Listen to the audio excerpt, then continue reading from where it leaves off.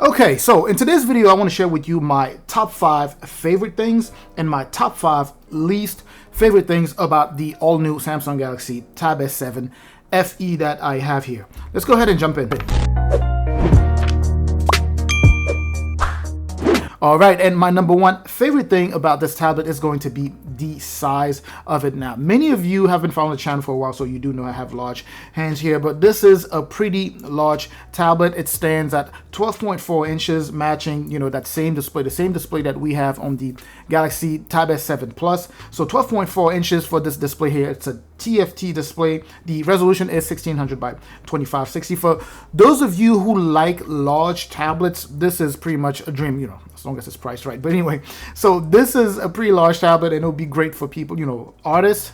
Generally I see a lot of artists commenting in the video talking about the size of the display as being one of the main things that attracts them to this tablet here. So you have a pretty large display here. It's also good for entertainment. Pretty awkward if you're using it, as a controller to actually play a game, but if you actually can wirelessly connect like a PS4 or PS5 controller to it, it's great for entertainment, like playing games or even just watching movies. Right? So let's go ahead and talk about the next one here. The second best, or my second favorite thing about this tablet is going to be the performance. Not necessarily because it's the fastest or the most powerful tablet out there. It's just that for a mid-range tablet, it's packed with some pretty decent specs, right? So depending on the model or the variant that you go for here, if you go for the 5G variant, then you will get a Snapdragon 750G here, whereas if you go for the Wi-Fi model, you will get an SD 778. So performance, again, my unit here is the 5G variant, and it's been pretty good. Day-to-day tasks, definitely no issues there.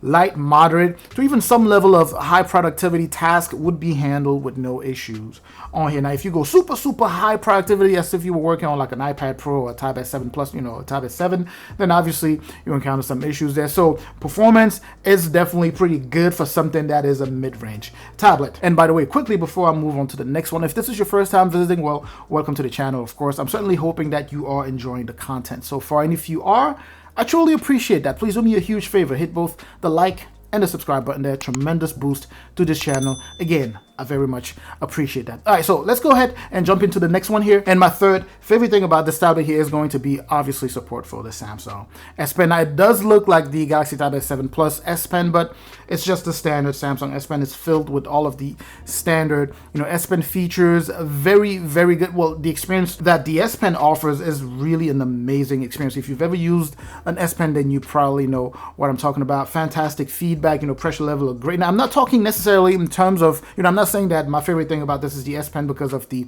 latency. Latency is not that good when compared to what you have on the Tab S7 Plus, but it still offers a fantastic experience as long as you're using like all of the basic features that are offered by Samsung on this S Pen here. And those basic features are way better, much more than what you would get on most styluses out there. My fourth favorite thing about this tablet is going to be the new USB Type-C port, which actually pushes out video signal. That is just a fantastic feature when, let's say if you decide to use this tablet as a primary or a secondary monitor, you'll be able to do that using that USB, you'll be able to connect to an external monitor or an external computer using that USB Type-C port, and you'll be able to, push out video signal. That is also, it comes in handy when you're using something like DeX, so you're able to get a different screen and be able to toggle back and forth, extend that display into a second screen. That is really a neat feature. My fifth favorite thing about this tablet, of course, is going to be just the support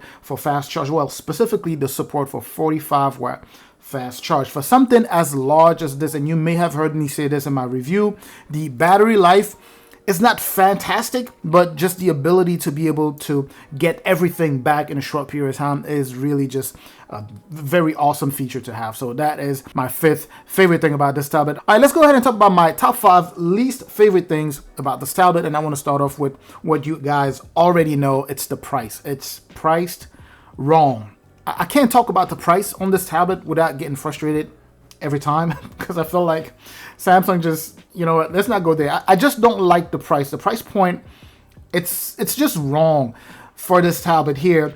And added to that, for people who would normally be offered to go for a different option for an alternative, people in India actually are having issues ordering or going for like the Galaxy Tab S7 or Tab S7 Plus, which, by the way, should be the way to go rather than paying what you'd be paying for this one, whether it's, $600, $630, $580, whatever the price may be in your region. It's always better to go for the regular Tab S7. But anyway, in India, they're not able to do that. That's another frustrating thing just about this, is like they price this so high, but yet they don't even give you the alternative to go for something else because this is priced too high. But anyway, that's the price for you. All right, so the next one here is going to be the RAM size. The base version, like the one that I have here, is only 4 gigs of RAM. That was kind of a disappointment because that's the same thing you get with the Galaxy Tab S6 Lite, right? And again, with that one priced wherever it's priced, $350 or $300 or $250, wherever you can get it for that cheap, 4 gigs of RAM for base model, that is pretty neat. On here, 4 gigs of RAM, price where it's priced at.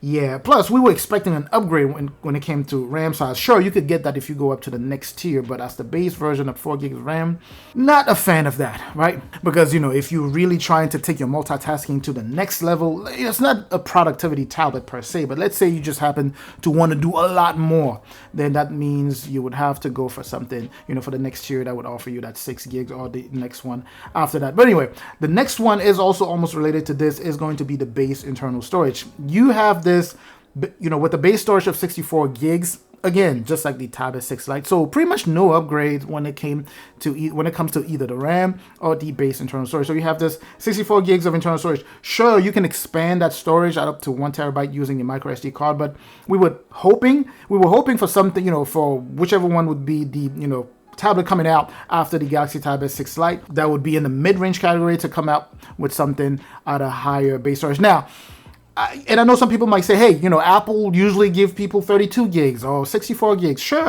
Apple is known for that. But it's just that we also know that Samsung tends to be not as stingy as Apple when it comes down to storage. And we were hoping to see Samsung do better in this case. Now, in this particular case, they didn't. And we see that they do better in a lot of cases. They always offer, pretty generous amount of storage. But anyway, that's just that. My next one here is going to be the lack of a fingerprint sensor.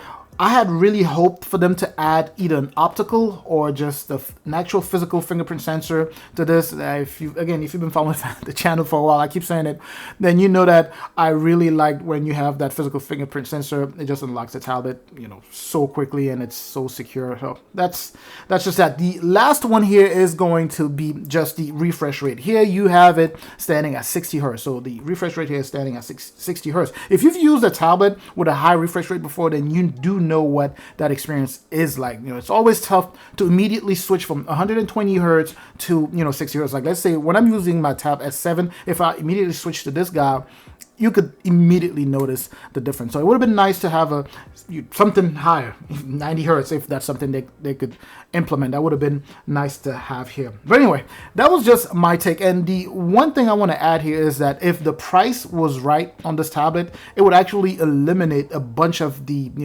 my top 5 favorite there, because I would say, well, you know what, at least it's priced right. The reason those 5 things that I have that, I say I don't like about this tablet are there, it's simply because this guy's priced so high that I would expect those things to also be better, right? So that's just my take. I would love to hear what you think of this. Share those in the comment section. Make sure to like, comment, subscribe also. And I'm going to catch you in the comment section. I'm also going to catch you in the next video. As always, of course, stay safe out there.